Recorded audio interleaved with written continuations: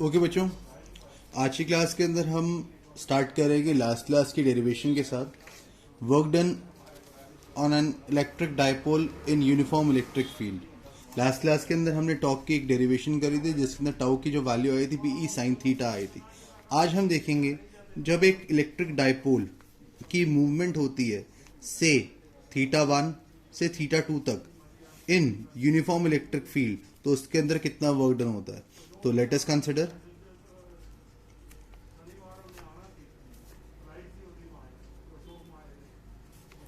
an electric dipole AB with charges plus minus q separated by a distance 2a from each other, such that by the help of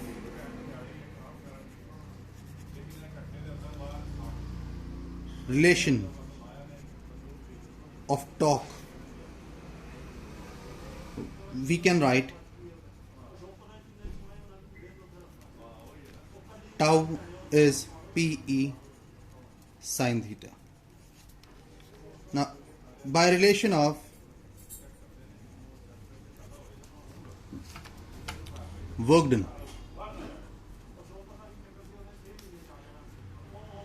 done जो होता है F into S होता है, तो d W को F D S लिख सकते हैं।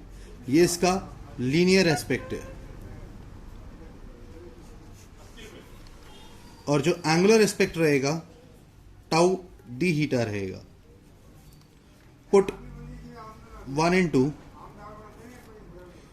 तो d W PE sine theta D theta आ जाएगा। इंटीग्रेटिंग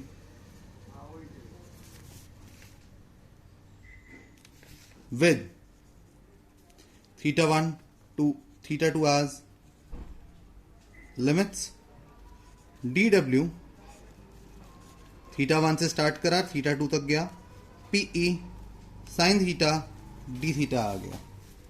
सो इसकी हेल्प से W पीई कांस्टेंट है, यहां देखिए पीई कांस्टेंट है, theta 1 theta 2 sine theta D theta,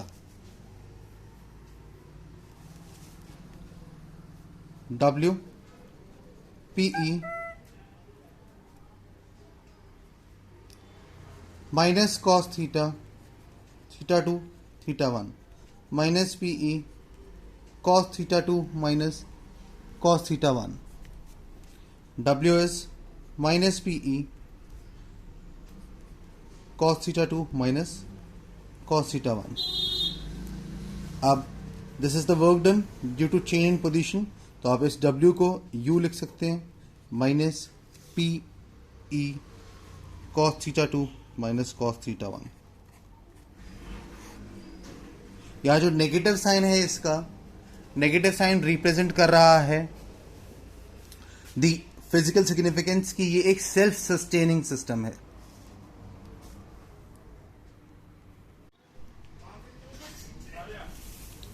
so let's start with the cases के एक बार दोबारा से देख लेते हैं बेटा। Minus PE cos theta 2 minus cos theta 1, 4 cases हो सकते हैं। थीटा 1 इज 0 डिग्री, थीटा 2 इज 90, उल्टा कर दिया इसका। Theta 1 is 0, theta 2 is 180, theta 1 is 180, theta 2 is 0। First case के अंदर minus PE cos 90 minus cos 0, ये देखिए cos 90 is 0, cos 90 is 0, cos 0 is 1, तो u is equal to PE आ गया। ऐसे ही सेकेंड केस के अंदर cos 0 minus cos 90, 1 minus 0 minus PE. जो थर्ड केस आएगा यहाँ पर, थर्ड केस के अंदर हम ये वैल्यूज लेंगे इसकी, minus PE cos theta 2, theta 2 की जगह आ गया cos 180 minus cos 0 minus PE minus 1 minus 1, u is equal to minus PE minus 2, u becomes 2pe. Fourth one, minus PE cos 0 minus cos 180. U is minus PE 1 minus minus 1. U becomes minus PE 2. U becomes minus 2 PE. So ये हमारे 4 cases हो गए respective electric potential के energy के. इसी को आप potential energy भी कहते हैं. यही वर्क डन के भी रिस्पेक्टिव रिजल्ट्स हैं. नेक्स्ट हम पढ़ते हैं electric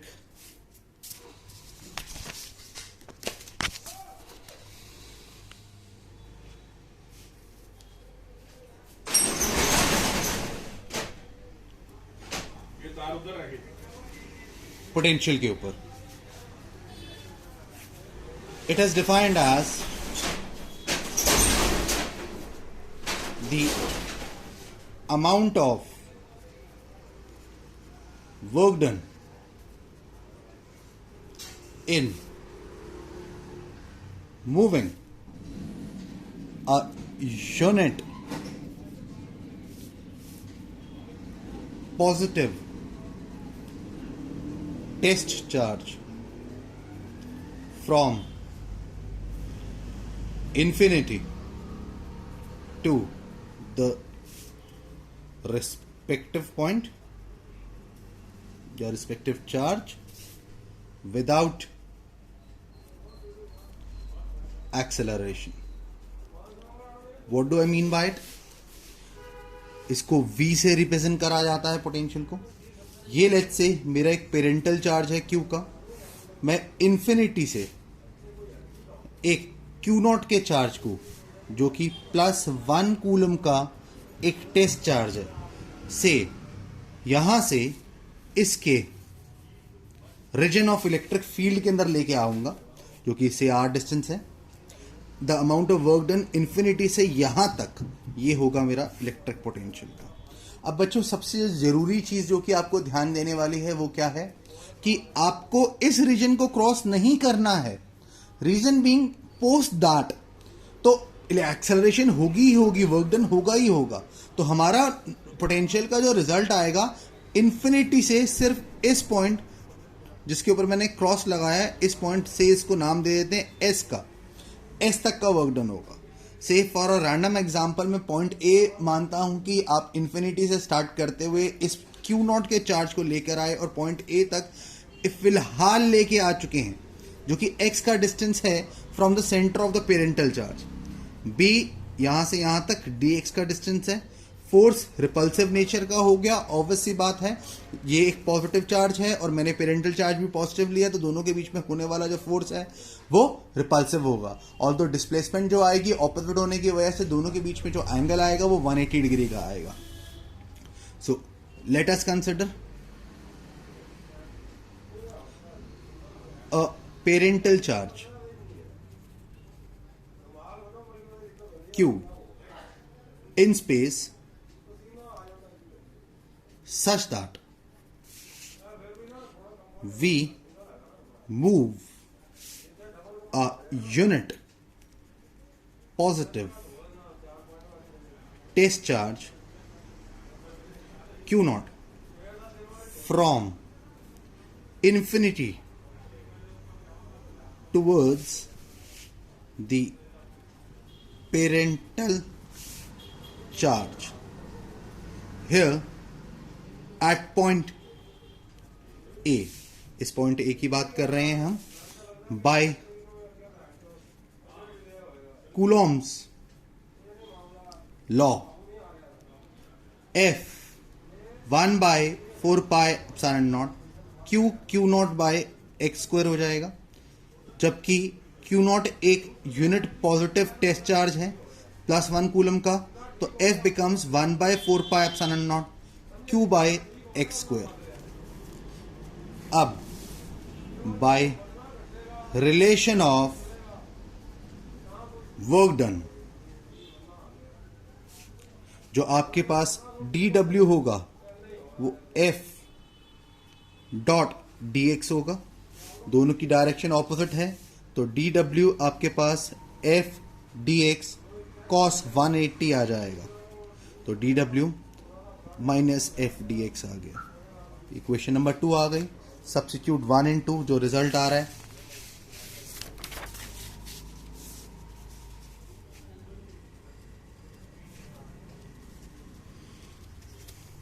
D W 1/4πε0 q by x square d x with a negative sign.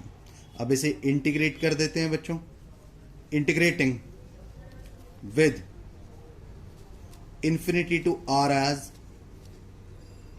limits, dw infinity से स्टार्ट करा, r तक एंड करा, minus 1/4πε0 q by x square d x, w minus 1/4πε0 q infinity r 1/x square d x आ गया, W minus Q by 4πε0 1/x square की integration x rest पर -2 + 1 upon -2 + 1 r infinity minus Q by 4πε0 minus 1/x r to infinity. Minus के sign को हम carry कर लेते हैं आगे, माइनस से माइनस कैंसिल आउट हो जाएगा, ये कैंसिल हो गया।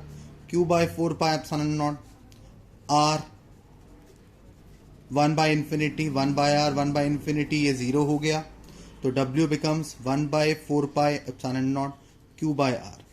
Now this is the work done by a unit positive test charge to move from infinity towards the parental charge without acceleration.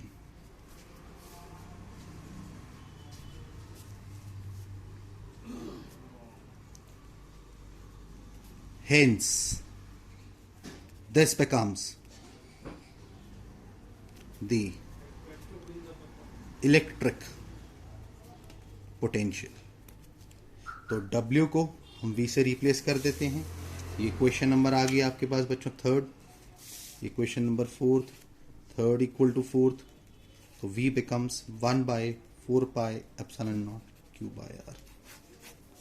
अब इससे कुछ जरूरी चीजें हमारे पास मिली कि पहले तो इसको यूनिट क्लासिफाई कर लेते हैं।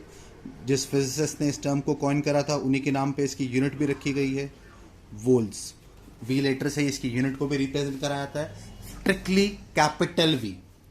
और इसकी प्रॉपर्टीज क्या हैं पोटेंशियल की? पहली बात, क्योंकि ये वर्क डन है तो एक स्केलर क्वांटिटी हो,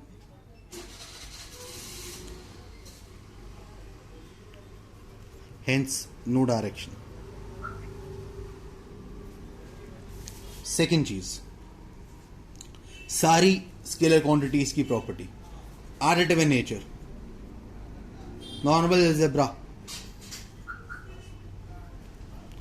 तीसरी, positive for a positive charge and negative for a negative charge. यानी कि पॉजिटिव चार्ज के लिए पॉजिटिव होगा और नेगेटिव चार्ज के लिए नेगेटिव होगा ये। और ये आपके पास जो रिजल्ट आया, ये रिजल्ट होगा electric potential due to a point charge का। शीट नंबर आपकी 4 हो गई।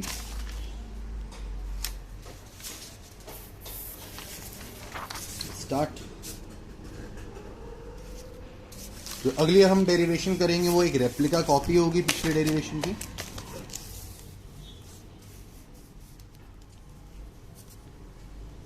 पोटेंशियल एनर्जी, कौन सी potential energy? Electric potential energy. Electric potential energy को हम कैसे डिफाइन करेंगे? It is defined as the amount of work done to move a charge. So पहला चेंज क्या आ गया? पिछली वाली डेरिवेशन के अंदर हमने यूनिट पॉजिटिव टेस्ट चार्ज लिया था, यहां पे उसकी जगह कोई और चार्ज आ गया। From infinity towards the other charge without acceleration. इसको कैपिटल यू से रिप्रेजेंट करा जाता है और ये इलेक्ट्रिक पोटेंशियल एनर्जी है। तो इसकी यूनिट क्या होने वाली है? ऑब्वियस सी बात है, एनर्जी है तो इसकी यूनिट्स होंगी जूल्स की। सारी स्केलर क्वांटिटी की प्रॉपर्टीज ये भी ओबे करेगा। वर्क डन है तो इसके अंदर एक्सेलरेशन नहीं होनी चाहिए क्योंकि हम एक पर्टिकुलर पॉइंट के ऊपर निकालना चाहते हैं। अब क्या करा आपने? पेरेंटल चार्ज लिया से Q1 का, जिसका जो इलेक्ट्रिक फील्ड का रीजन है R है। मुझे इन्फिनिटी से एक Q2 के चार्ज को इनिशियली मैं लेके आया पॉइंट A पर, जो कि x के डिस्टेंस के ऊपर था, और A से B तक dx के डिस्टेंस को निकाला। फोर्स रिपल्सिव होगा क्योंकि मैं अज्यूम कर रहा हूं कि दोनों के दोनों चार्जेस लाइक हैं। Now consider a parental charge Q1 in space such that another charge Q2 is brought from infinity towards this charge such that जो आपके पास एट पॉइंट ए आएगा by Coulomb's law, F is 1 by 4 pi epsilon naught Q1 Q2 by x square by relation of work done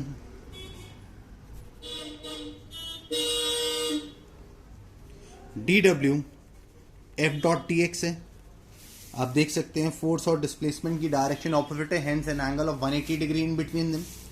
so dw एकदम पिछली derivation की तरह रही, minus F d x आ गया आपके पास।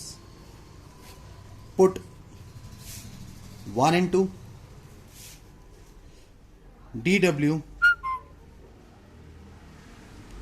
minus 1 by 4 pi epsilon naught Q1 Q2 by x square dx। Similar manner के अंदर आप प्रोसीड करेंगे जो आपने लास्ट डेरिवेशन के अंदर करा था, तो रिजल्ट आ जाएगा u is 1 by 4 pi epsilon naught Q1 Q2 by r। आप पिछला रिजल्ट देखिए, पोटेंशियल का रिजल्ट क्या आया था, ये देखिए मैंने साइड पर रखा हुआ है। V was 1 by 4 pi epsilon naught Q by r।